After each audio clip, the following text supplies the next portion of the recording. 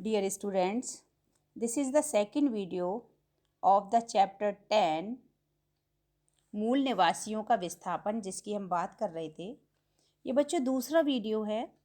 इसमें हम जानेंगे कि हमारी जो नॉर्थ अमेरिका थी, वहाँ के जो लोग थे, उनका जो बिहेवियर था वो फ्रेंडली था। यहाँ पर उनको ये भी नहीं पता था कि गोल्ड रश भारी मात्रा में है, या फिर यहाँ के जो लोग थे वो मछली का खाने में यूज़ करते थे और जो वूल होती थी उसको मार्केट में बेचते थे। तो जो हमारी यूरोपियन कंट्रीज़ से जो अंग्रेज़ आए थे वो यहाँ पर व्यापार के लिए आए थे और उन्होंने सोचा कि जो रोएदार खाल है उसका वो व्यापार करेंगे। यहाँ पर क्या होता था कि जो लोकल नेटिव्स लोग थे वो यूरोपीय लोगों को क्या करते थे कि सामान का बार्टर सिस्टम के थ्रू सामान को एक्सचेंज कर लेते थे।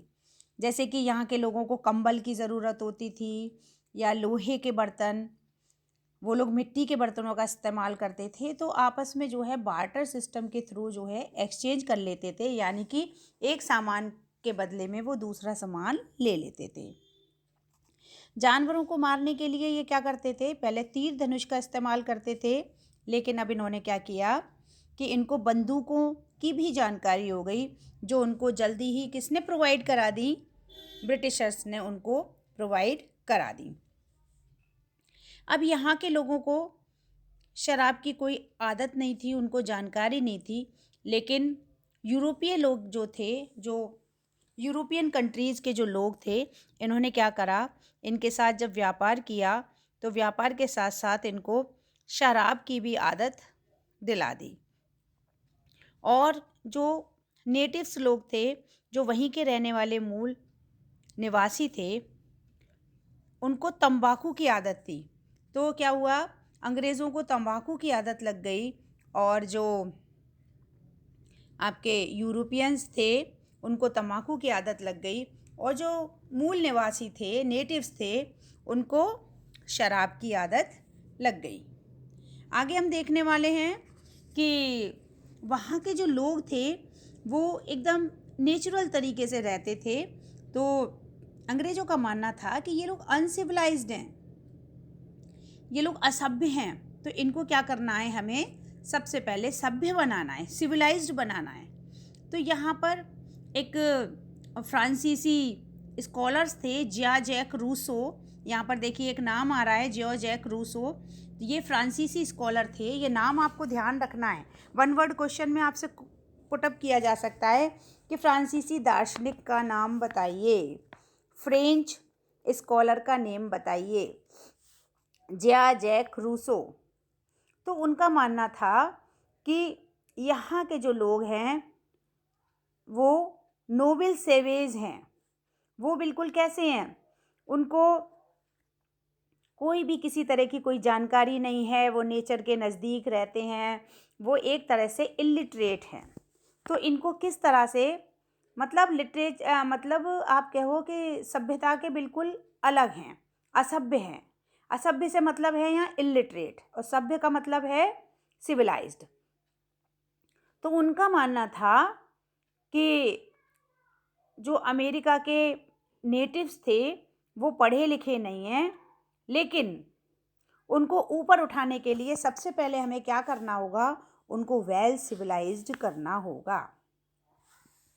अब ये जो नेटिव्स थे जिनकी हम बात कर रहे थे, तो ये केवल यहाँ पर दोस्ती में और एक दूसरे को गिफ्ट देने में विश्वास रखते थे, लेकिन जो फ्रांसीसी लोग, जो यूरोपियन कंट्रीज से लोग आए थे, ये क्या करना चाहते थे, केवल ये ट्रेड ही नहीं करना चाहते थे, बल्कि इस व्यापार से वो मुनाफा भी कमाना चाहते थे, कि प्रॉफिट भी होना चाहिए।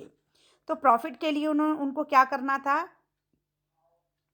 यहाँ बाज़ार में अपनी एक कहना चाहिए, एक बाज़ार में कौन कौन सी चीज़ें हैं, किस में कितना पैसा मिल सकता है।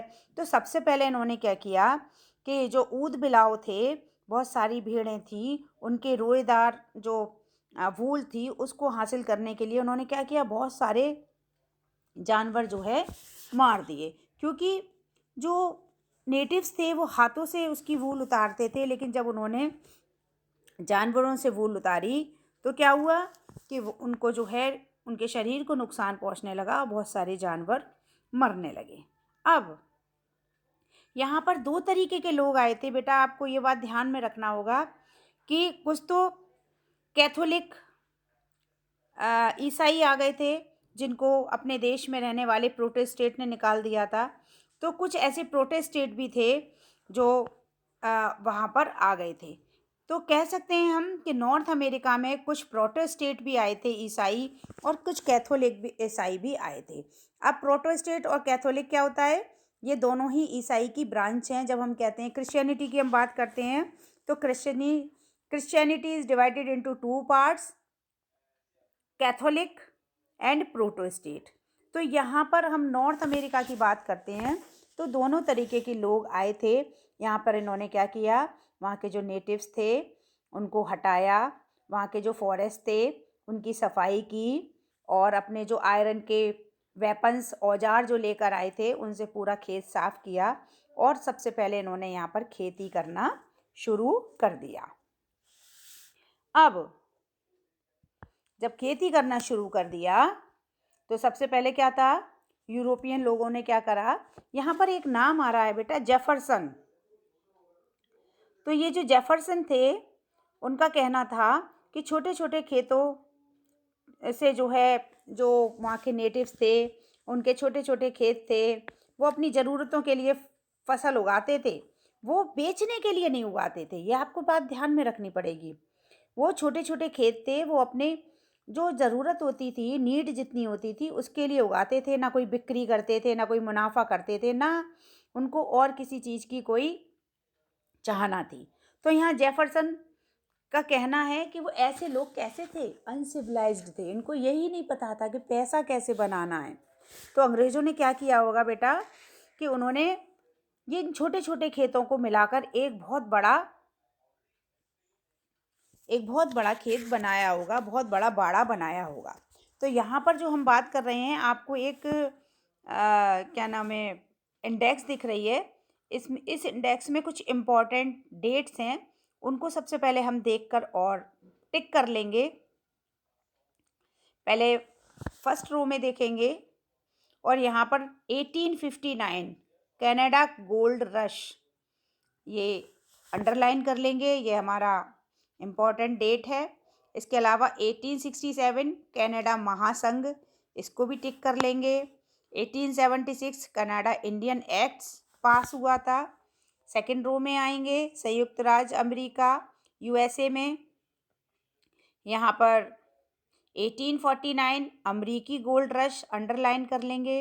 1861 टू 65 अमरीकी गृह युद्ध, इसको भी अंडरलाइन कर लेंगे। और इसमें इम्पोर्टेंट 1890 अमेरिका में जंगली भैंसों को मारा गया। तो इस तरह से ये हमारी यहाँ इम्पोर्टेंट डेट्स हो सकती हैं। अब एक ऐसी कंट्रीज़ जिनको हम कनाडा और यूएसए के नाम से जानते हैं, तो 18th सेंचुरी तक तो लोगों को पता ही नहीं था ये किस तरह की कंट्रीज़ हैं, क्या है। बाद में जब यूरोपियन कंट्रीज़ के लोग वहाँ पर पहुँचे हैं तब लोगों को जानकारी मिली है कि हाँ, कनाडा और संयुक्त राज्य अमेरिका का भी जो है कोई कंट्रीज़ होंगी। यहाँ पर इन्होंने क्या किया है, यहाँ इन्होंने क्या किया कि 19th सेंचुरी में अमेरिका में जो वहाँ के जो नेटिव्स थे उनमें एक बहुत बड़ा चेंज आया। क्या चेंज आया कि जो ब्रिटेन और फ्रांस से आए हुए जो लोग थे वो क्या करते थे कि अमेरिका की ज़मीन का मालिक बनना चाहते थे, और मालिक बनने के बाद वो क्या कर, जर्मनी, स्वीडन, इटली इस जैसे जो देश थे वहाँ भी उनका जाना हुआ, और वहाँ भी उन्होंने जो ज़मीन थी वो अपने अंडर में ले ली। अब हम बात कर रहे हैं पोलैंड से। वहाँ पर प्रेरी जो है बहुत बड़ा मीडो लैंड है जहाँ पर बहुत बड़ी बड़ी घास होती थी जहाँ पर चरागाह लोग अपने जानवरों को चराने ले जाते थे, जो उन्हें अपने घरों के स्टेपीज़ घास की मैदानों की याद दिलाते हैं। देखिए बच्चों, साउथ अमेरिका और या नॉर्थ अमेरिका की हम बात करते हैं तो यहाँ पर बहुत बाद में ये लोग सिविलाइज्ड हुए हैं। यहाँ पर बहुत ऊंची ऊंची 4, 5, 6 मीटर ऊंची ऊंची जो है काफ़ी दूर दूर तक फैली हुई घास के मैदान थे, जो स्टेपीज़ के नाम से जाने जाते थे। तो सबसे पहले क्या किया गया होगा, इन घास के मैदानों को काटा गया होगा, घास के मैदानों को काटा गया होगा स्पेन के, और स्पेन के लोगों ने घास के मैदानों को काटा होगा, ज़मीन को साफ़ की होगी और उसके बाद धान की और कपास की खेती की होगी। इसके बाद उन्होंने क्या किया, जो जंगली जानवर थे जैसे पहाड़ी शेर थे और भेड़िए थे, इनसे बचने के लिए उन्होंने क्या किया, उसमें उनका शिकार किया। और 1873 में कटीले तार लगाकर उसको अपनी पूरी तरह से उस जगह को सुरक्षित कर लिया। तो यहाँ पर हमें ध्यान में रखना है, प्रेयरी बहुत बड़े चरागाहों को कहते हैं और स्टेपीज़ घास के मैदानों को कहते हैं। ये बेटा आप लोगों को ध्यान रखना है। अब यहाँ पर जो है जब हम बात कर रहे हैं तो यहाँ की जो क्लाइमेट की हम बात कर रहे हैं, यहाँ का क्लाइमेट जो है साउथ का जो है यूरोपीय लोगों के लिए गर्म था, है ना। जैसे कि लिखा है दक्षिणी इलाके की जलवायु यूरोपीय जनों के लिए काफ़ी गर्म थी। अगर आपको थोड़ा सा ध्यान हो कि तो ब्रिटेन में बहुत ज़्यादा ठंड पड़ती है, जिसकी वजह से जो है जब ये लोग साउथ की तरफ आगे बढ़े थे अमेरिका में, तो वहाँ उतनी सर्दी नहीं थी, गर्मी थी। तो यहाँ पर जो यूरोपियंस थे उनको थोड़ा सा दिक्कतों का सामना करना पड़ा होगा। अब साउथ अफ्रीका में बहुत सारा अंग्रेज़ों ने क्या किया, बहुत सारे स्लेव बनाए, स्लेव यानी कि दास बनाए, और बड़े बड़े जो बागान थे उनमें काम करने के लिए अफ्रीका से जो है उन्होंने बहुत सारे स्लेव्स खरीदे और उनसे काम कराया। तो अगर हम दासों की बात करते हैं या स्लेव्स की बात करते हैं तो ये सबसे ज़्यादा हमें मिलते हैं अफ्रीका में। साउथ अफ्रीका में जो है बागानों में काम करने के लिए जो है अंग्रेज़ों ने दासों को खरीदते थे और उनसे काम कराया करते थे। तो जो बागान थे वो पूरी तरह से डिपेंडेंट थे कि वहाँ के जो स्लेव्स हैं वो काम करेंगे। लेकिन 1861 से 65 तक जो है धीरे धीरे जो है कई राज्यों में युद्ध भी होने लगा और लोगों का मानना था कि ये जो दास प्रथा है, यानी कि ये जो दास खरीद के जो लोगों को काम कराया जाता है, इसको पूरी तरह से ख़त्म कर देना चाहिए। और फिर उसके बाद काफ़ी हद तक इसमें लोगों को आज़ादी भी मिली। अब क्या हुआ, पहले क्या होता था, अगर हम अफ्रीका की बात करते हैं और आप लोगों ने नेल्सन मंडेला का नाम सुना होगा, तो नेल्सन मंडेला ने भी जो है इन लोगों के खिलाफ अपनी आवाज़ उठाई थी कि उनको भी पूरे राइट्स मिलने चाहिए। पहले क्या होता था, उनके स्कूल अलग होते थे, उनकी ट्रेन बस अलग होती थी, लेकिन बाद में जाके कहीं जाकर अफ्रीका के लोगों को राइट्स मिला। तो यहाँ हमने जो पढ़ा कि किस तरह से जो विदेशी यूरोपियन थे जिन्होंने धीरे धीरे अमेरिका, नॉर्थ अमेरिका पर पूरी तरह से अपना अधिकार कर लिया। आगे हम देखेंगे और यहाँ हम आपको बताने वाले हैं बच्चों कि जो यूएसए था वहाँ पर क्या था, वहाँ के जो हाई एजुकेटेड लोग थे वो उनका मानना था कि अगर हम नेटिव्स को ज़मीन से हटा रहे हैं तो हम कुछ गलत नहीं कर रहे हैं। तो वहाँ पर जॉर्जिया यानी कि संयुक्त राज्य अमेरिका का एक राज्य है, एक पार्ट है जॉर्जिया, और वहाँ का के लोगों का मानना था कि चिरोकी कबीला राज्य के कानून से शासित होता है। तो यहाँ पर वन वर्ड क्वेश्चन मिल गया आपको कि उस आपका नॉर्थ अमेरिका का था, तो उसमें चिरोकी क्या था, चिरोकी क्या था, ट्राइब्स थी एक आदिवासी लोगों का कबीला था और यहाँ के जो लोग थे उनके पास ह्यूमन राइट्स नहीं थे, क्योंकि ह्यूमन राइट्स ना होने की वजह से केवल चिरोकी जो कबीले के लोग थे, लेकिन उन्होंने सबसे ज़्यादा अंग्रेजी सीखने की कोशिश की थी और अमेरिकी जो लाइफ स्टैंडर्ड है उसको भी सीखने की कोशिश की थी, लेकिन तब भी उनको ह्यूमन राइट नहीं मिले थे। तो अब आपसे क्वेश्चन किया जा सकता है कि चिरोकी कौन थे? चिरोकी आदिवासी लोगों के कबीला था। इन्होंने क्या क्या किया था? इन्होंने अंग्रेजी सीखने की कोशिश की थी और इन्होंने अमेरिकी लाइफ स्टाइल को सीखने की कोशिश की थी, लेकिन तब भी उनको ह्यूमन राइट्स नहीं दिए गए थे। 1832 में बच्चों क्या हुआ कि जो यूएसए के जो हेड थे जस्टिस जॉन मार्शल, उन्होंने एक डिसीज़न लिया कि जो चिरोकी जो कबीला है, इसके जो लोग हैं ये एक स्पेशल जो है कम्युनिटी है और इसको अधिकार मिलना चाहिए। तो ठीक है, इसके लिए एक तरह का ये स्पेशल जो है कम्युनिटी के लोग हैं और इनके इलाके में जॉर्जिया का कानून लागू नहीं होगा। क्यों नहीं होगा?